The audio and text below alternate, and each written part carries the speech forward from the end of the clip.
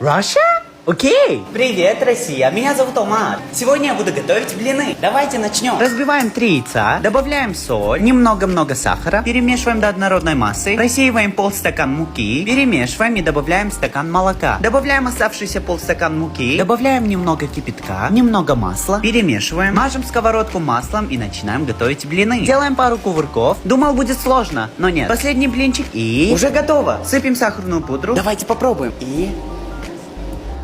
Это просто безумие. Да боже мой. А ты подписан?